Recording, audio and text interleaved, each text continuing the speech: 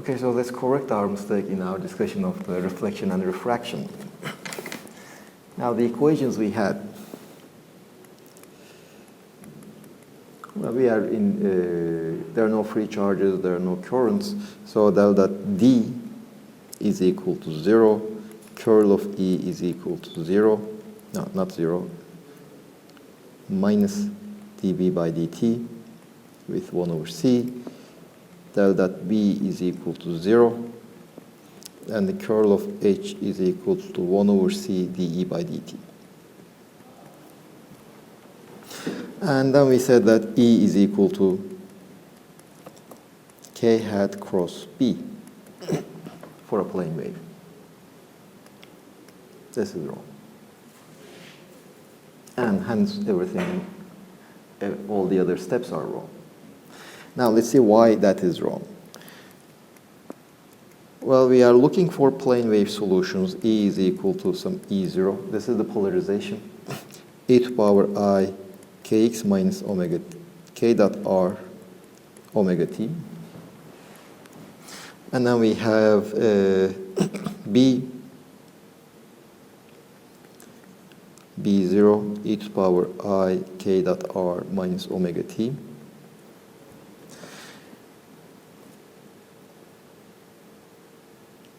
And so we know that E is equal to, if you just substitute this in curl of E is equal to minus 1 over C dB by dt, what you would obtain is that K cross E is equal to E0 is equal to B0 omega over C B0. Okay, this is correct. But what is K? What's the relation between K and omega?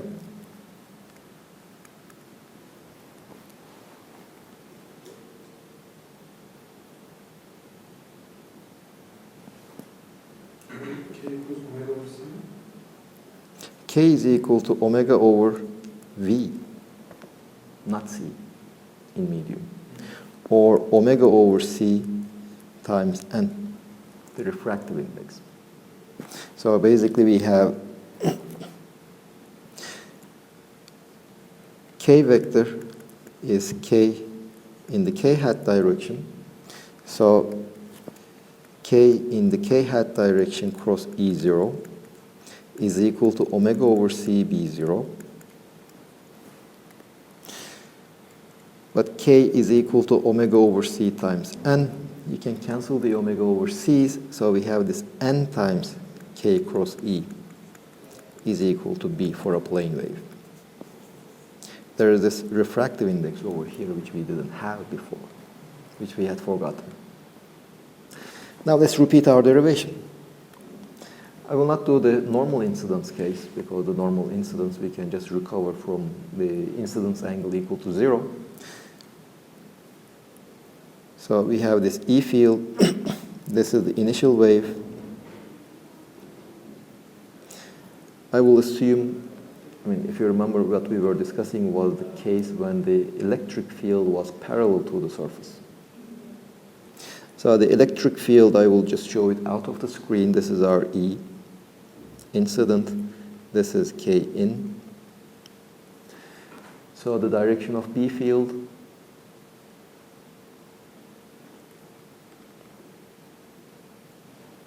it is K cross E, somewhat like this.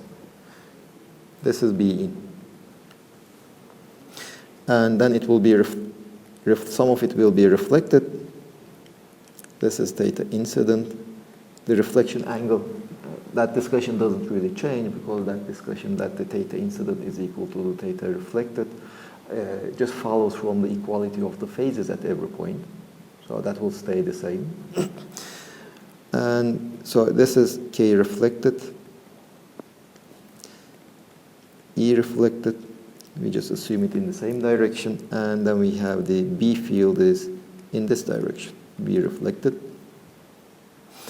And then if this is the incidence direction, the refractive wave, let's say it's in this direction. So this is K transmitted.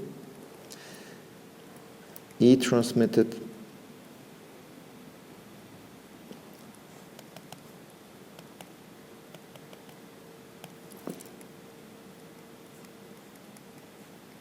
it is out of the screen, and B is in this direction, B transmitted. And remember, B is equal to N times K hat cross E. Or the magnitude of B is equal to N times E. Since K and E for plane waves, they are always perpendicular to each other.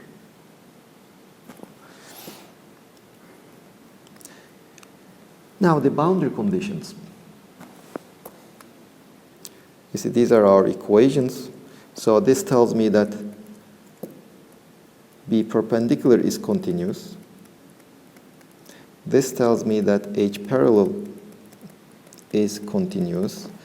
And this tells me E parallel is continuous. And this tells me D perpendicular is continuous. Now, E parallel is continuous, that is automatically satisfied.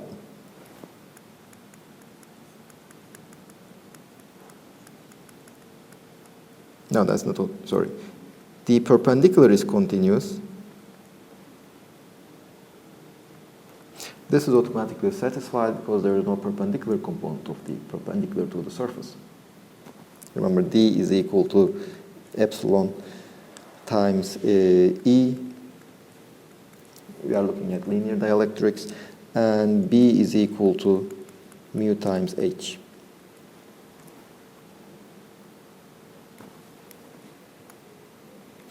Now, yesterday I read an explanation why the fundamental fields are E and B. But we are defining D, the displacement field, in terms of E, the fundamental field. But we are defining B, which is the fundamental field, in terms of H, which is a field that appears in medium. And the motivation is that, you see, when you are creating an electric field, how do you create an electric field in the lab?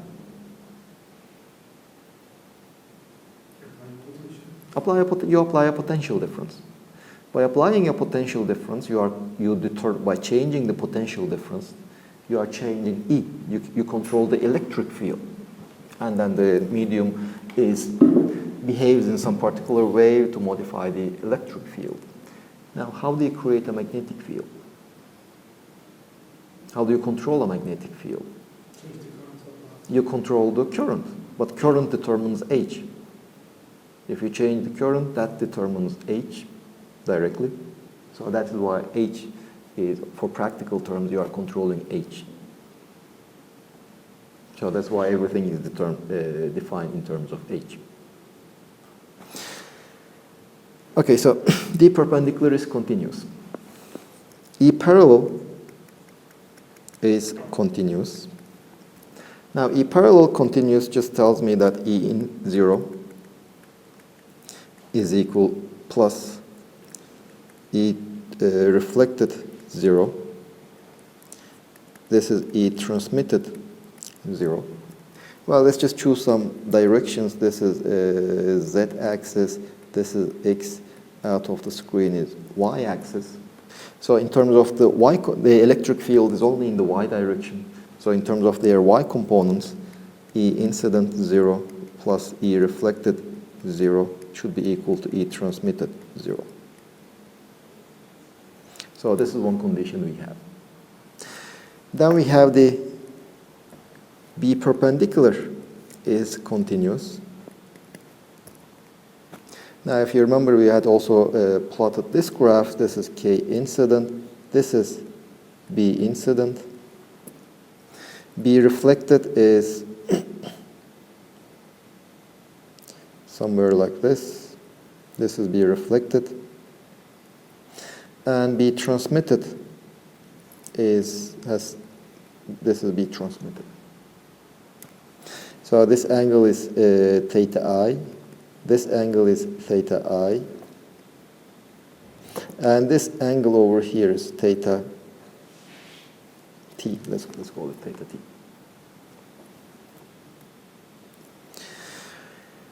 So B perp is continuous just means that B incident times cos sine theta I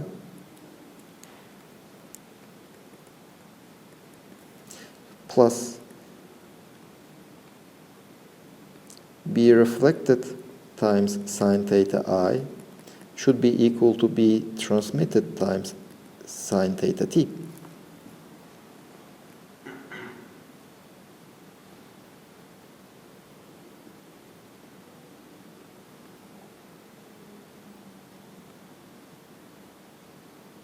Do you agree?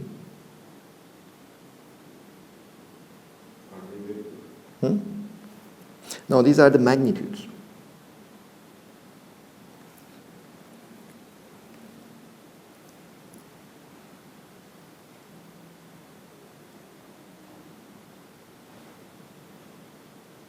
So by just multiplying with the sines, I get the perpendicular components.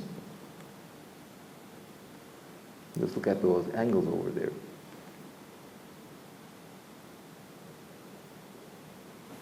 So let's say B incident, if we want to express everything in terms of the electric fields, B incident would be just N times E N1 times E incident. B reflected will be N1 times E reflected. There are also the sines. Sine theta incident plus N2 times E N1 times E reflected sine theta incident should be equal to N2 times E transmitted times sine theta t. This is our second condition. But keep in mind, we have this Snell law. N1 times sine theta I is equal to N2 times sine theta t. So we can just cancel them. And we just recover the first condition. So if you remember, that was kind of our problem last time. We had three conditions which couldn't be satisfied at the same time. But now, two of those conditions are actually the same condition. The condition of the continuity of B perp is the same thing as the continuity of the parallel component of the electric field.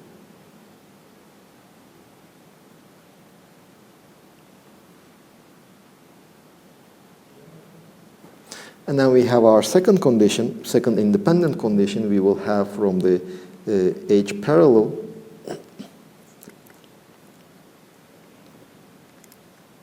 Which is, by the way, B parallel over mu is continuous. Well, basically, we have more or less a similar equation. Let's see, B in 0 times cosine theta I over mu1 minus B reflected 0 divided by mu1 times cosine theta I.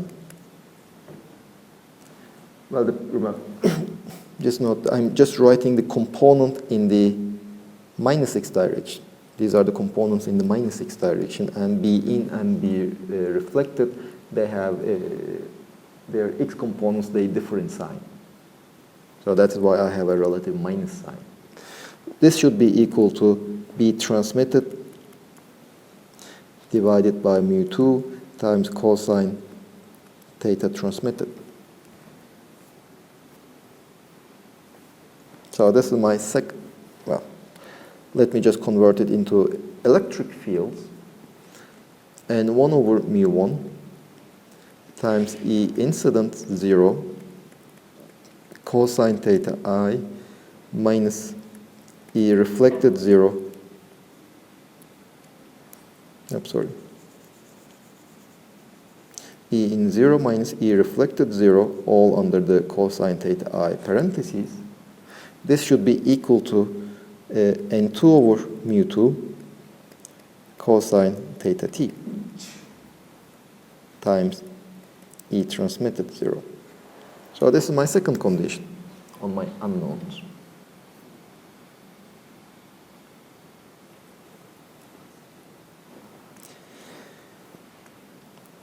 And then we also have this one, E in 0 plus ER 0 should be equal to E transmitted 0.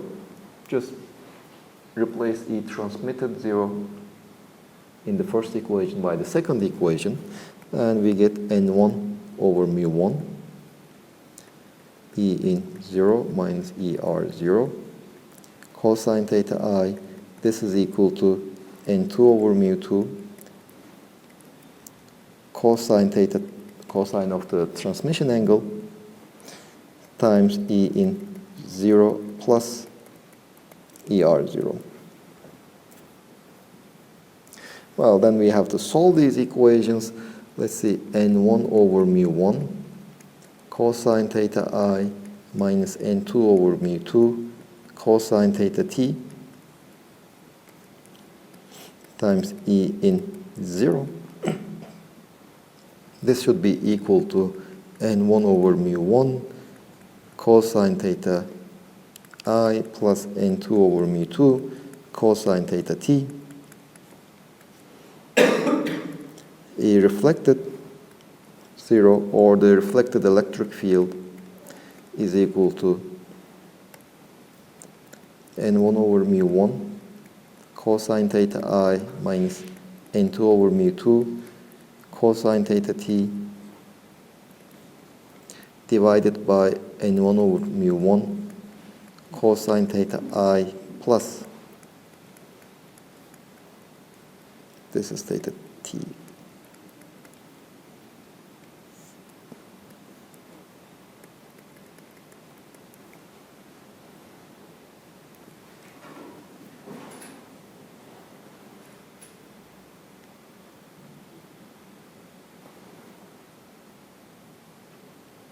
So this is our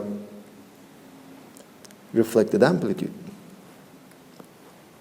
Now the transmitted amplitude is just ER0 plus E in 0.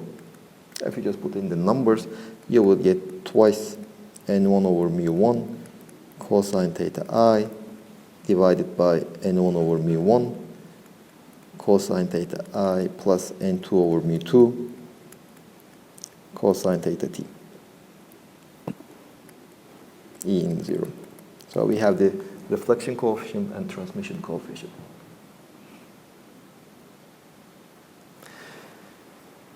Now let's see what happens if theta I is equal to 0, normal incidence.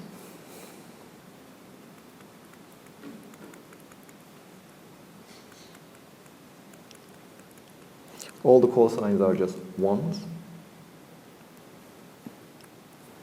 So ER0 is equal to N1 over mu1 minus N2 over mu2 divided by N1 over mu1 plus N2 over mu2.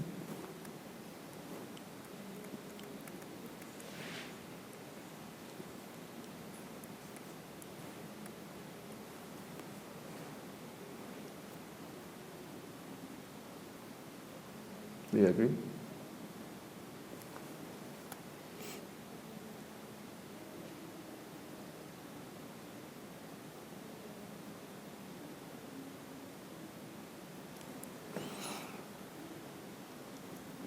So let's see if it is possible to have the reflected wave equal to 0. One thing, for example, would it be possible to have that? You see, we have these two, we have the difference of two numbers. So maybe for some particular angle, they might turn out to be 0.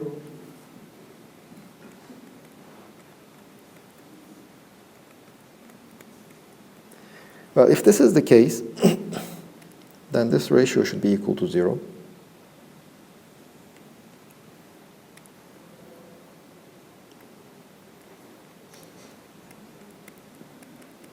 Or N1 over mu1 cosine theta I should be equal to N2 over mu2 cosine theta t.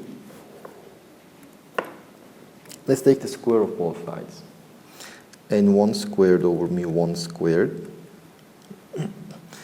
times cosine squared. Well, cosine squared is 1 minus sine squared theta I. Now the thing is, I'm kind of trying to get rid of these angles. I know the Snell's law. I can use it.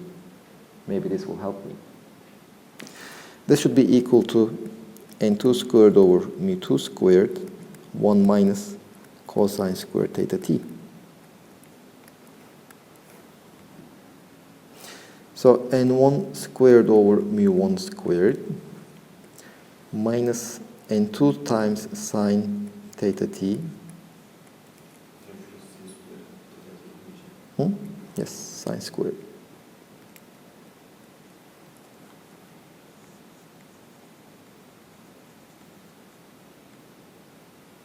Or let's see.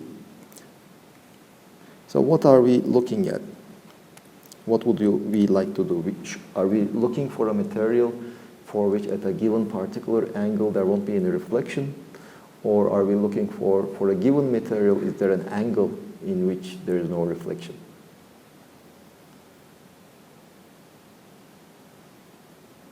Well, let's do the second one. Matter is given, so we are looking for an angle. Okay, so we are not really trying to get rid of the angles. So what do we have? N1 times sine theta I is equal to N2 times sine theta t.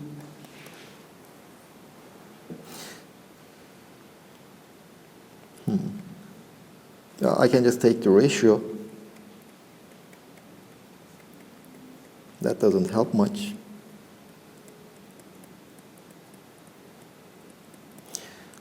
Mu1 times tangent theta I should be equal to mu2 times tangent theta t. Okay, that doesn't really help much. We are looking for theta I. We are trying to solve theta I. So let's get rid of theta t. Okay, taking the square was probably the better alternative. N1 squared over mu1 squared times cosine theta I squared. This is N2 squared over mu2 squared minus N2 squared sine squared theta t over mu2 squared. N1 squared over mu1 squared cosine squared theta I. This should be equal to N2 squared over mu2 squared minus N1 squared sine squared theta I over mu2 squared, or N1 squared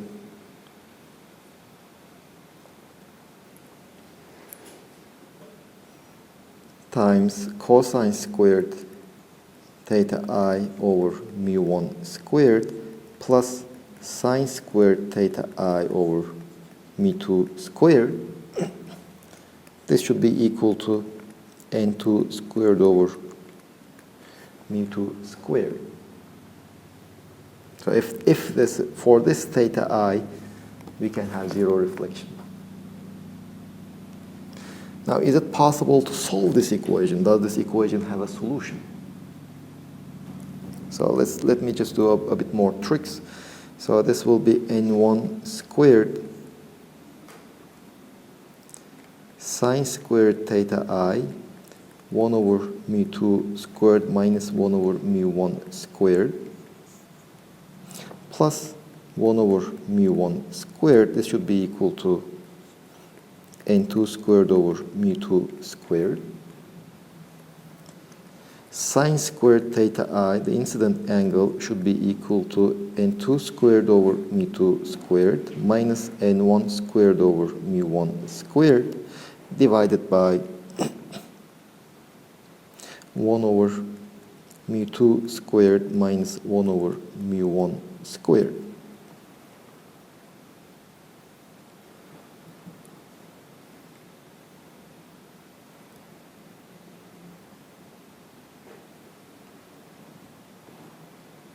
Well, most of the time, mu1 and mu2, they are almost 1.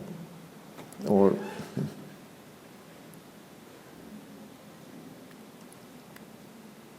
yeah, this is the condition. somehow you can satisfy this condition, at least if our treatment is correct, you should be seeing any reflection. Well, and remember, n squared is, do you remember what n squared was in terms of epsilon and omega? Epsilon and mu? It should be epsilon mu without the 1 over. Or this sine squared theta I is equal to epsilon 1 squared, no, epsilon 2 squared minus epsilon 1 squared divided by 1 over mu 2 squared minus 1 over mu 1 squared. Well, mu's are very close to 1. If you have different materials, I mean, you see mu's differ from 1 by some number of the order of 10 to the power minus 4. So the denominator is typically of the order of 10 to the power minus 4. And unless epsilons are equal, this number is much larger than 1 or minus 1, much smaller than minus 1. And hence you won't be really able to see this phenomenon.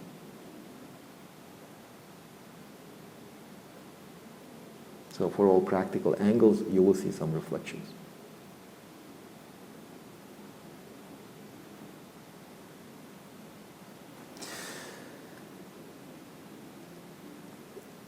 Now let's consider the other case.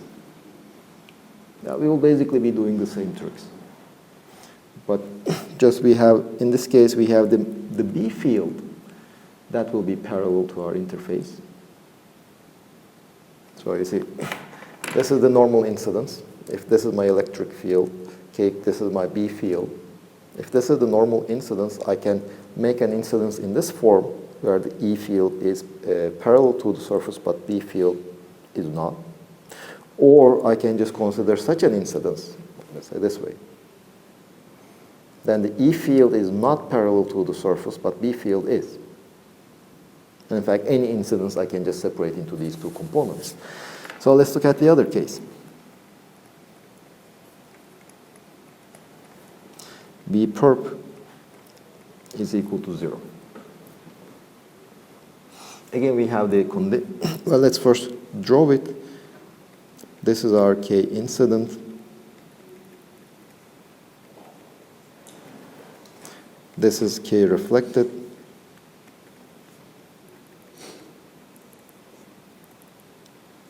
And this is K transmitted.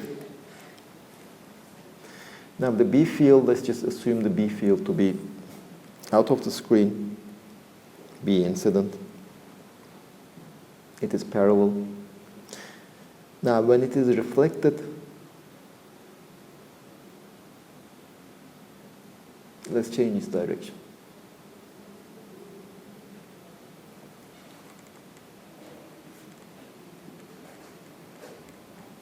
This will be reflected. Well, you see, we had already studied this normal incidence case. And we had seen that, well, at least under certain circumstances, E field stays in the same direction after reflection. But if E field stays in the same direction, then B field flips its direction. Because K changes its direction. Now, of course, it can turn out that the component of B is basically negative. In that case, we know that it won't flip its direction.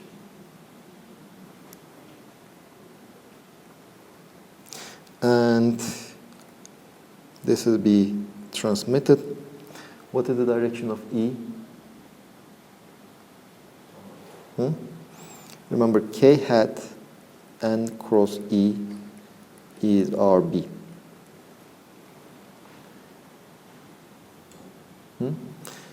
In the first one, K hat cross B, it's downward.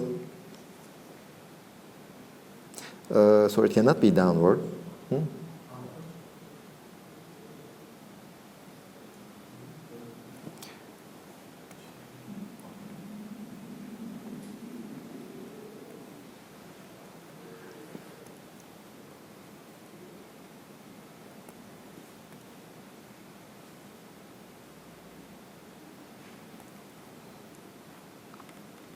This is E.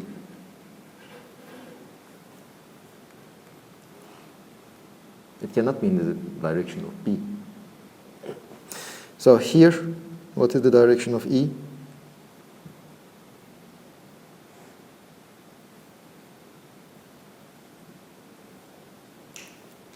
This is E reflected, and here, this is E transmitted.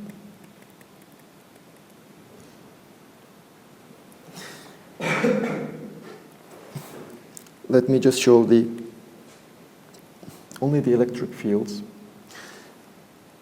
This is the direction of E incident.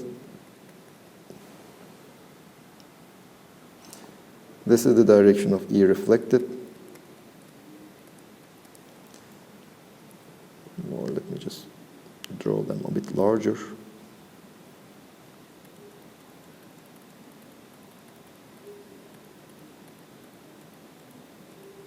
Let's say this is E incident. This is E reflected.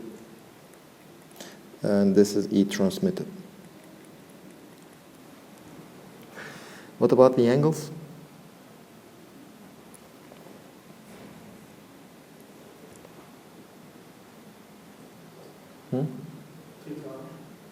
Well, let's look at the case. If the reflected, if we are sending it in normal incidence, that is, if theta r is equal to 0, then this angle is also 0. So it's theta r. This is also theta r, theta I, incident angle.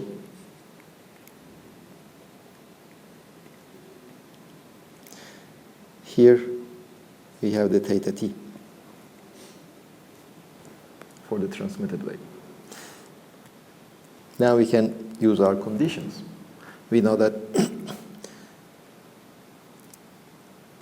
the perpendicular is continuous. Let's start with B. B perpendicular is continuous. Well, this is kind of trivially satisfied. B perpendicular is 0 on both sides. So this is fine. B parallel is continuous. Well, no, not B parallel, H parallel is continuous. So this tells me that B in 0 minus BR 0, this should be equal to B transmitted 0 minus sign, because we assume that upon reflection B flips its direction. Or in terms of the B over mu.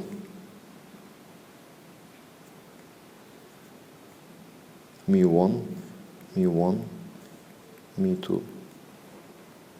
Or in terms of the electric field,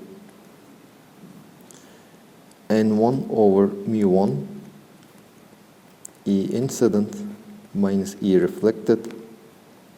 This should be equal to N2 over mu2, E transmitted.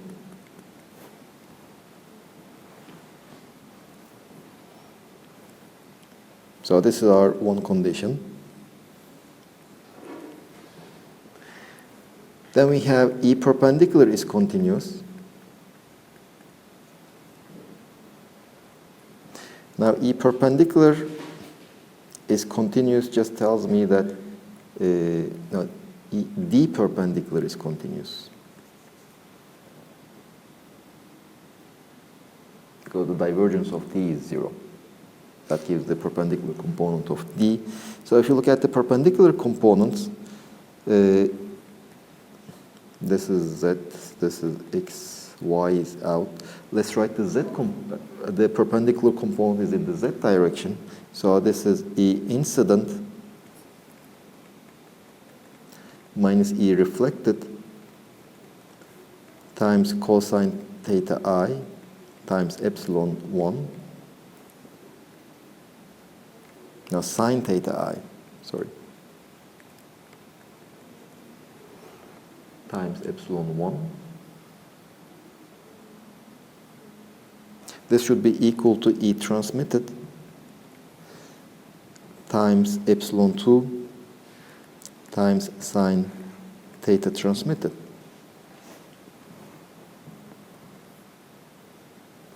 Well, let's see.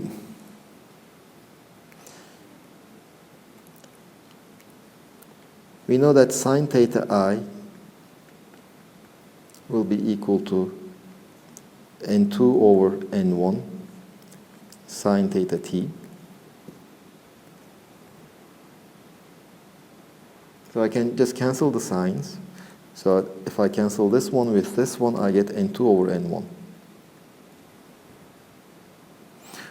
Or E incident 0 minus ER 0 times epsilon 1 over n1. This should be equal to E transmitted times epsilon 2 over n2.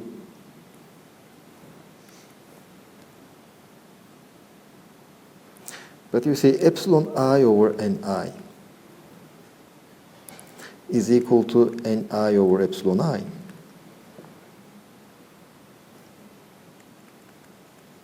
Since ni squared is epsilon I times mu I, mu I. So this equation basically tells me that E in 0 minus ER 0 times Ni over mu, N1 over mu 1 is equal to E transmitted times N2 over mu 2. But this is nothing but my previous equation. So this doesn't give me a new condition. The perp is continuous is basically the same thing as H parallel is continuous. So no new conditions from here. And then we have the B perpendicular is continuous.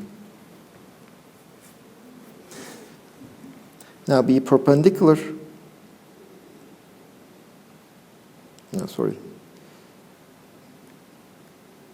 Now D perpendicular is continuous. This is what we use. B perpendicular we already did. We have the E parallel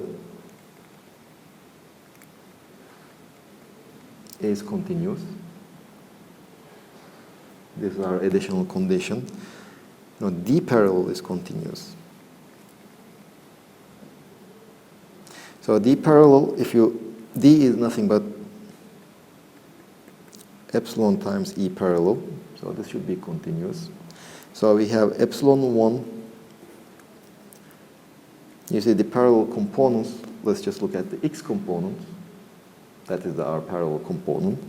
So E in 0 plus ER 0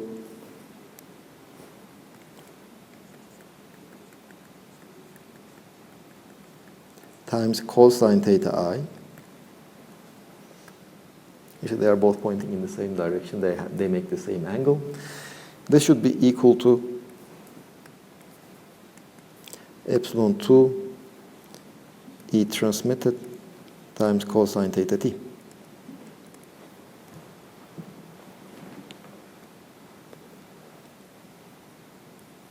So this is my second condition.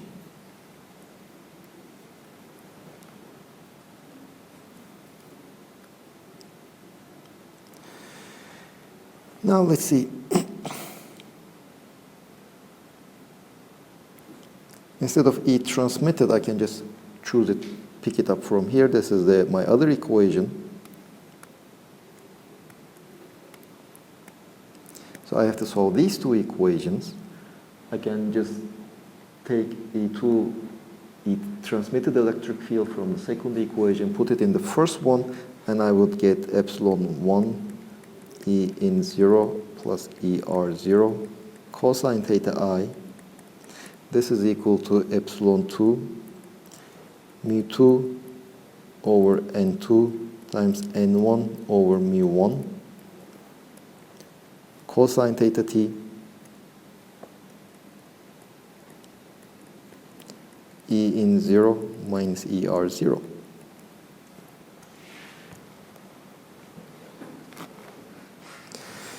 Now we can solve for ER 0. This will be equal to, okay, so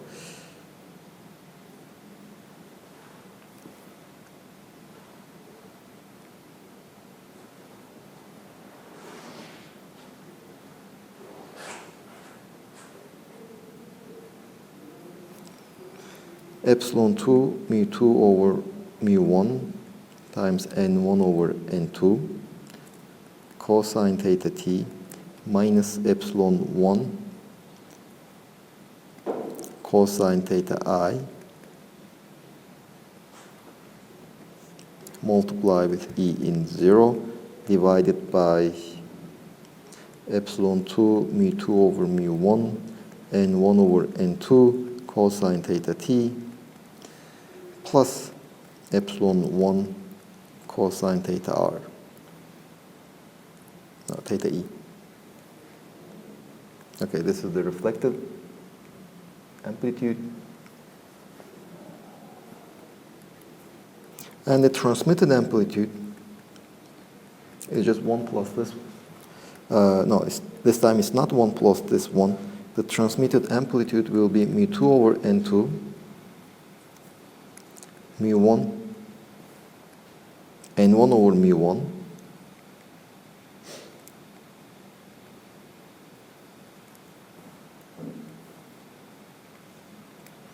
e in 0 minus ER0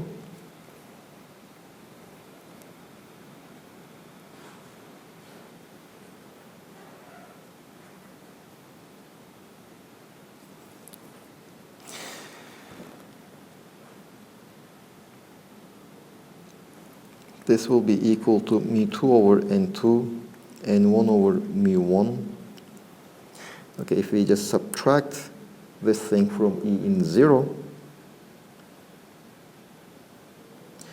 we would get twice epsilon 1 cosine theta t divided by epsilon 2 mu 2 over mu 1 and 1 over m2 cosine theta t plus epsilon 1 cosine theta e. So these are epsilon e.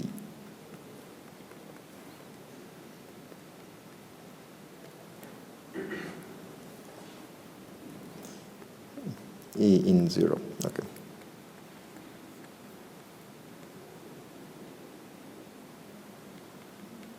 This is the transmitted amplitude. Okay, let's see if there is any case when there is no reflection.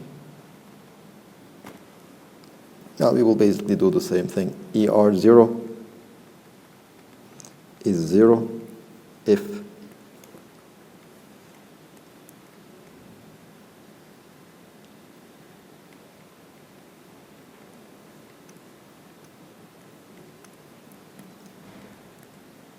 we have this equality. Let's eliminate cosine theta t. We will do the same thing. Epsilon 1 squared cosine squared theta I. This is equal to epsilon 2 mu 2 over mu 1 and 1 over n2 squared 1 minus sine squared theta t, which is n1 over n2 squared sine squared theta I. And okay, so epsilon 1 squared cosine squared theta I. If I move the theta I term to the left-hand side, plus epsilon 2 squared mu 2 over mu 1 squared n1 over n2 to the 4, if I didn't make any mistake over there. I was hoping some cancellation here. Times cosine squared theta I, no, sine squared theta I. Or let me do it in a slightly different manner. This is equal to this factor squared, 1 minus n1 squared over n2 squared plus n1 squared over n2 squared cosine theta I. Or cosine squared theta I should be equal to epsilon 2 mu 2 over mu 1 and 1 over n2 squared, 1 minus n1 squared over n2 squared, divided by epsilon 1 squared minus epsilon 2 mu 2 over mu 1 and 1 over n2 squared times n1 over n2 squared. Okay, this is our angle. If this is less than 1, then we can find such an angle.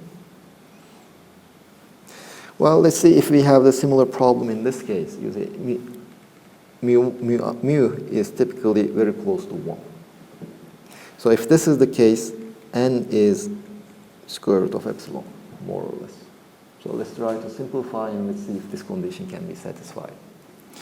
So cosine squared theta I is equal to epsilon 2, n1 over n epsilon 2 squared, n1 over n2 squared is epsilon 1 squared over epsilon 2 squared, times 1 minus epsilon 1 squared over epsilon 2 squared, divided by epsilon 1 squared minus epsilon 2 squared times epsilon 1 squared over epsilon 2 squared, epsilon 1 squared over epsilon 2 squared. So let's see, we have these cancel and these cancel.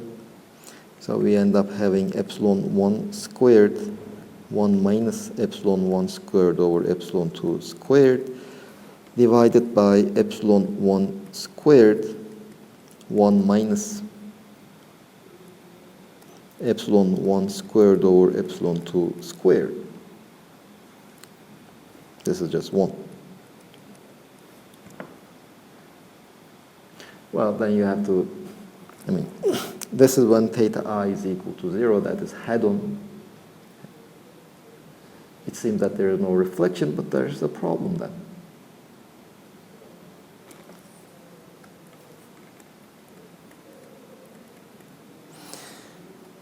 Well, let's compare our two results, let's say for the reflection.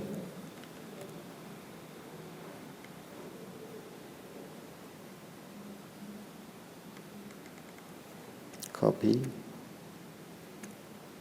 paste. This is when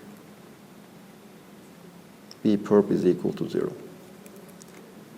Now, when E perp is equal to 0, we found some other result.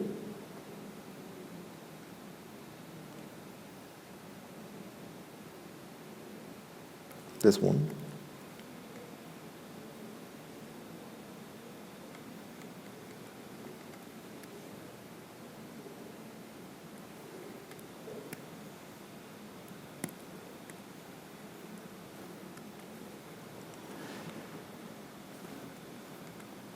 E perp is equal to 0 and B perp is equal to 0 when theta I is equal to theta T is equal to pi, 0. So these two results should coincide in that limit. So is that the case? So let's see.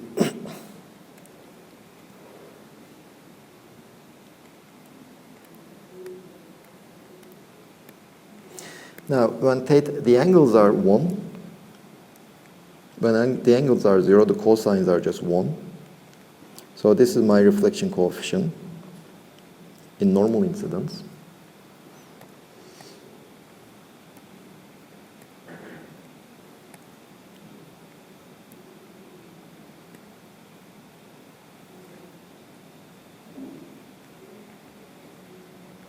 This should be equal to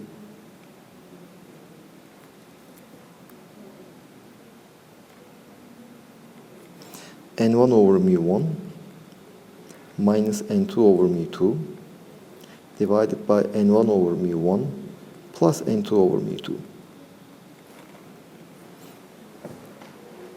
Now, is this the case?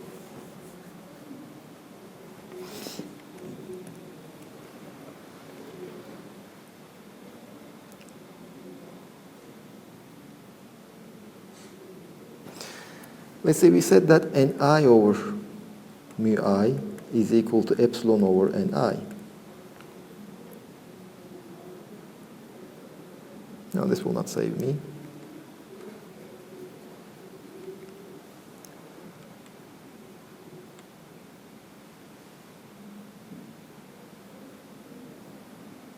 No, it can save me. Let's see. Let me replace n1 over mu on the left-hand side. Let me replace n1 over mu1 by epsilon 1 over n1. So this is equal to epsilon 2 mu2 over n2 times epsilon 1 over n1 minus epsilon 1 divided by epsilon 2 mu2 over n2 times epsilon 1 over n1 plus epsilon 1. So that I can cancel the epsilon 1s.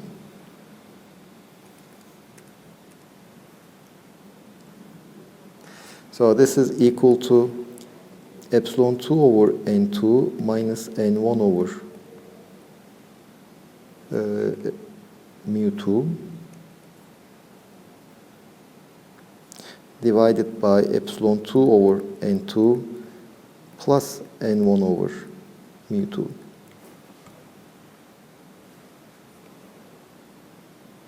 N2 epsilon over n is just n2 over mu2. Am I doing something stupid?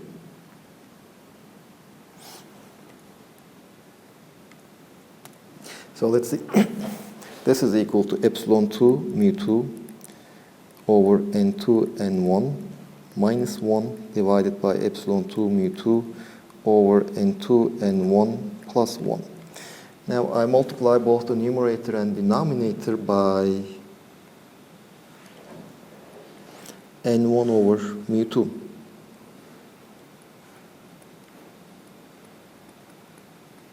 I probably made some mistake somewhere.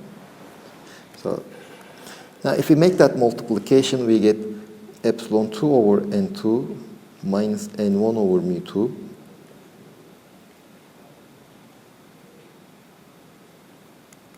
divided by epsilon 2 over n2 plus n1 over mu2, which is n2 over mu2 minus n1 over mu2 divided by n2 over mu2 plus n1 over mu2, or n2 minus n1 divided by n2 plus n1.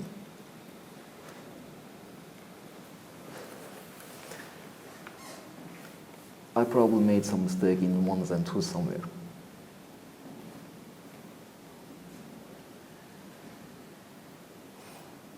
Now, I will not go over them once more. Enough. But basically, this is the idea, let's say. There are some mistakes in the computation, but at least we seem to have managed to get rid of one of the problem of inconsistent equations. So our equations are consistent, but we just need to solve them paying attention to the 1s and 2s.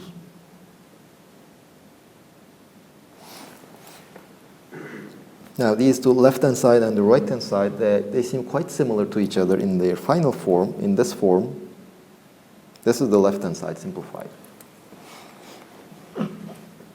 But, I mean, I shouldn't have mu2s everywhere.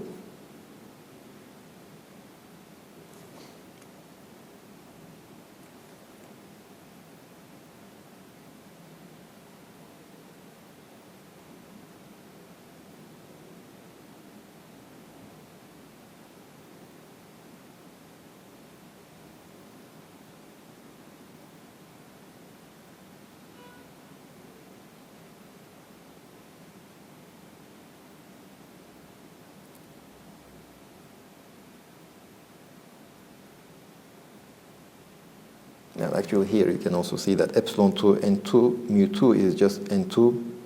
So this cancel this one, you are left with n2. This cancel this one, you are left with n2.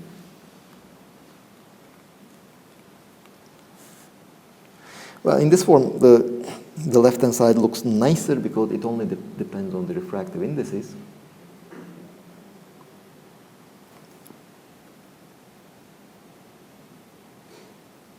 Anyway, I will leave it here. You can go over the derivation. The idea is basically the same, just drive it by paying more attention. And let's give a break.